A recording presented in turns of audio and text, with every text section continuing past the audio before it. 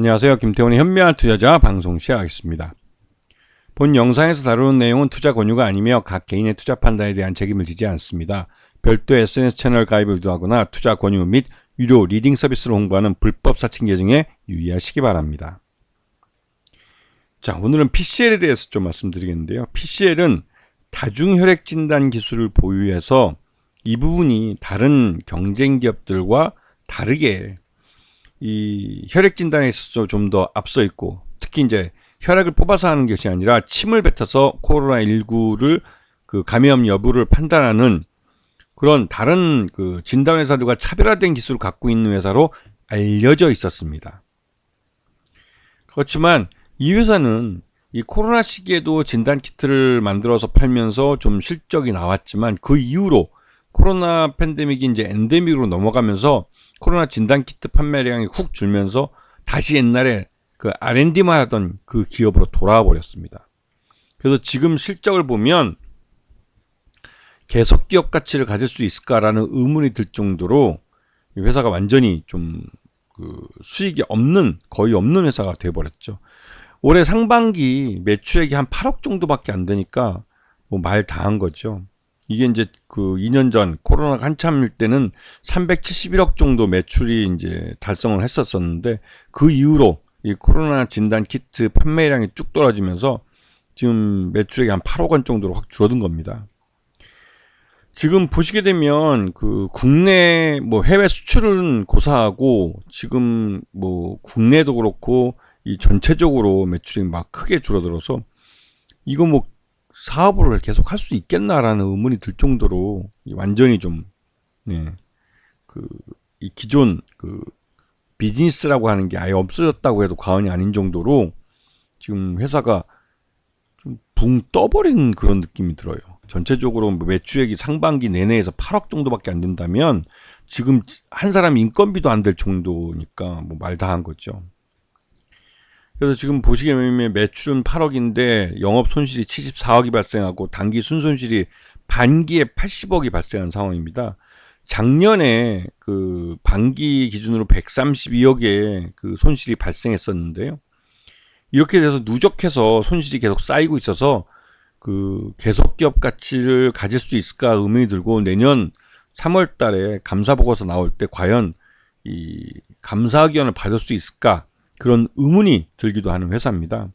그런데 이렇게 망가지게 된 이유가, 솔직히 따지고 보면 김소연 대표가 이 회사를 갖고 다양한 뭐 이 코로나 진단 키트를 판매한 돈으로 다양한 신규 사업을 하겠다고 여러 가지 벌려놨지만 제대로 된 게 없고, 남편 회사인 올릭스 쪽에도, 올릭스가 이제 2대 주주로 들어와 있지만 이쪽도 뭐 그 별로 사업적으로는 전혀 도움이 안 되는 그런 신약 개발 회사이기 때문에 그 두 회사가, 올릭스도 그렇고 이 회사도 그렇고 그 진짜 뭐 답이 없는 상태가 돼가고 있는 그런 상황이기도 합니다. 그래서 지금 5% 이상 주주를 보게 되면 김소연 대표랑, 그다음에 남편이 최대 주주로 있는 올릭스라는 회사, 이게 이제 2대 주주로 있고, 그다음에 미국의 투자회사라는 GM이라는 회사가 작년에 이 김소연 대표의 구주를 매각을 했습니다. 5% 정도.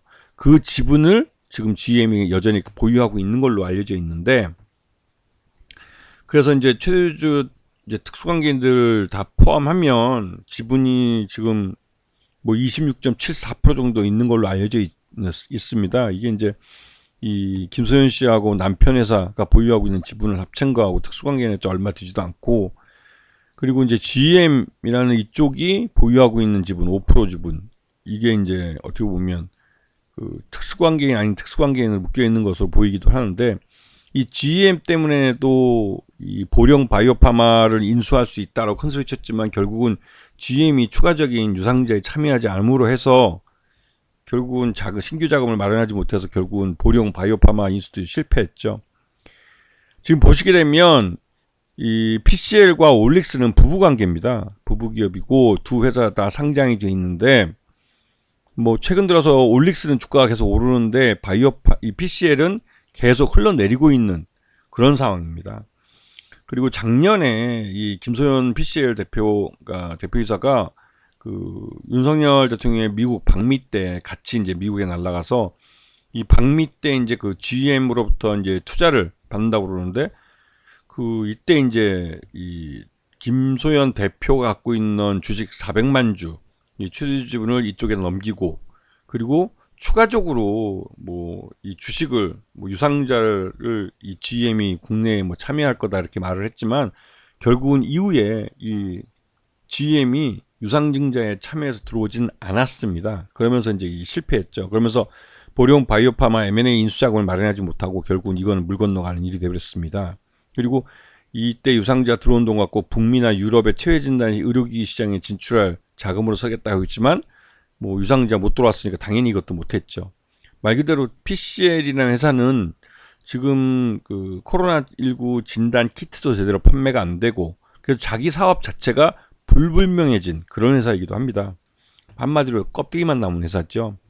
작년에 이제 PCL이 이제 미국 투자사 GM으로부터 이제 주식 투자 400만 주 지분 취득 계약을 체결한 것에 대해서 이게 제대로 다 이 계약이 완성이 되지 않았죠. 실패했죠. 투자 유치.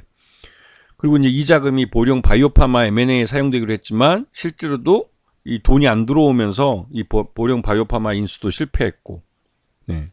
그리고 결국은 급기야 요번에 국감에서 이 PCL이 그 개발한 이 코로나19 진단 키트, 특히 이제 이 침으로 이 코로나 진단 여부를 확인하는 이 키트가 이 제대로 된 임상이 아니라 뭔가 좀 그 부정행위가 있었다라는 의혹이 국감장에서 불거졌습니다. 그러면서 이제 PCL 김소연 대표가 소초 아크로비스타에 거주하면서 윤석열 김건희 부부와 뭐 친하게 지냈고 그러한 혜택을 여러 가지 뭐 받다 뭐 이런 주장들이 나왔죠.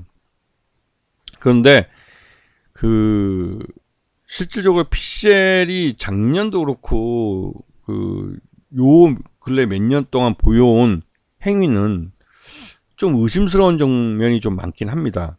왜냐면 지금 매출 외형도 계속 꾸준히 줄고 있고 그래서 사업의 실체 자체가 없어진 상태에서 작년에 미국 투자사라는 GM에다가 뭐 김소연 대표 자기 구주를 몇백만 주를 매각을 해서 캐시 현금화하고 그 현금화한 돈을 갖고 또 뭐 어디에 투자했는지 모르겠고 그 돈이 또 그러면서 이제 말 그대로 뭐 투자를 신규로 더 받을 거다 했지만 그 받지 못하면서 결국은 김소연 대표가 주식만 팔아먹은 그런 꼴이 돼버렸고 이게 이제 그 우리로서는 이제 일반 투자자들 입장 볼 때는 솔직히 그 최대주주이자 대표이사가 먹튀를 하는 거라는 밖에 느낌이 안 드는 거죠. 거기다 요번에 국감장에서 이제 코로나19 진단키트 임상에 문제가 있다, 조작이 있었다라는 주장이 나오면서 더 황당해지는 거죠, 이제. 근데 이거는 주가를 보시면 알 수 있습니다. 주가가 지금 뭐 1년 내내, 이건 짧게 봐서 이제 한 1년 정도 길이를 봤을 때 이 정도고, 재작년부터 한 2년, 이렇게 3년, 코로나 한참 때일 때하고 비교해보면 주가가 형편없죠. 네. 그래서 이 PCL 같은 경우도 전형적인 그 연구의 진실성에 위배되는 기업, 이렇게 보면, 솔직히 이런 바이오 업체들은 우리 같은 일반 투자자들이 볼 때 이 사업의 실체를 파악하기 굉장히 어렵습니다. 그리고 이런 회사들이 공시하는 그 연구 성과라는 것들도 이게 뭐 임상에 성공한 건지 실패한 건지 두리뭉실하게 표현을 하기 때문에 실질적으로 임상 1상 2상 때까지는 이게 이제 뭐 말 그대로 이제 임상 데이터가 별로 좋지 않아도 임상 비용을 그 회사가 되기 때문에 웬만하면 그 다음 임상으로 넘어가게 합니다. 하지만 임상 3상 때는 이제 여기서 통과되면 실제 사람들을 대상으로 판매를 할 수 있기 때문에 이때부터는 엄격하게 그 KFDA에서도 이 심사 결과 데이터에 대해서 분석을 하죠. 왜냐면 자칫했다가 문제 있는 약을 발매를 허가해주면 그걸로 해서 이 약을 쓴 환자들은 뭐 생명의 위협을 받을 수 있고 이것은 살인행위이기 때문에 KFDA에 승인을 내준 사람들도 책임을 물어야 되는 겁니다. 그런 일이 발생할 수 있기 때문에 임상 3상이 진짜 성공하기 어려운 이유가 거기 있는 것이죠. 임상 1상이나 2상 또 전임상에서 임상으로 넘어가는 건 그 임상의 연구비를 대는 회사가 책임을 지고 가겠다고 하면 웬만하면 KFDA는 그냥 허가를 내줍니다. 왜냐면 그런 연구비를 국가 뭐 우리들이 낸 세금으로 하는 것도 아니고 그 회사가 조달한 자금으로 자기 자금으로 임상을 하는 거기 때문에 그에 대해서 굳이 뭐 연구 데이터가 또 좋게 나올 수도 있기 때문에 굳이 말리진 않죠. 하지만 임상 1상, 2상과 다르게 임상 3상에서는 진짜로 이 결과에 따라서 사람들을 대상으로 판매를 할 수 있는 약품이 되기 때문에 그때는 엄격하게 심사를 하죠. 그래서 임상 1상이나 2상이 뭐 통과되거나 하는 것들은 뭐 솔직히 말해서 그게 이제 뭐 임상 데이터에 대해서 우리가 굳이 뭐 이렇게 뭐 그 어떤 특별한 기술을 공부를 해서 그 연구소 그 보고서를 꼭 봐야 하는 것도 아닙니다. 그리고 실제로 솔직히 말해서 우리가 그걸 본다고 해도 공부를 한다고 해도 알기는 어렵죠. 그래서 이런 바이오 업체들은 이 다른 회사의 라이센스 아웃을 통해서 그 기술을 다른 이런 기술의 실체나 기술의 가치를 평가할 수 있는 다국적 제약사나 아니면 다른 그 연구 기관들에서 객관적으로 평가를 받는 그런 회사들, 즉 라이센스 아웃이라는 건 돈이 걸려 있는 거기 때문에 그 나름대로 객관적으로 보려고 많이 노력을 하죠. 그러한 그 결과로 한번 필터링이 된 이후에나 그 연구의 진실성을 믿을 수 있는 것이죠. 근데 PCL 같은 경우는 요번에도 작년부터 해서 뭐 시장에 여러 가지 시끄러운 일들을 만들었는데 요번에 코로나19 진단키트 임상 조작 이 의혹까지 발생하면서 너무나 좀 실망스러운 회사이기도 하다는 생각이 좀 듭니다. 그래서 이런 연구의 진실성에 대해서 의문을 갖게 되는 이런 바이오 업체들은 절대로 투자하면 안 되는 거죠. 특히 이 작년에도 그렇고 뭔가 이렇게 잡음이 많이 생기는 뭔가 좀 이렇게 합리적으로 봤을 때 매끄럽지 않고 뭐가 좀 인위적으로 막 이렇게 억지로 일을 만들려고 하는 느낌이 드는 이런 회사들은 특히 더 조심하셔야 됩니다. 아시겠죠? 자, 오늘 방송 여기서 마치겠습니다. 감사합니다.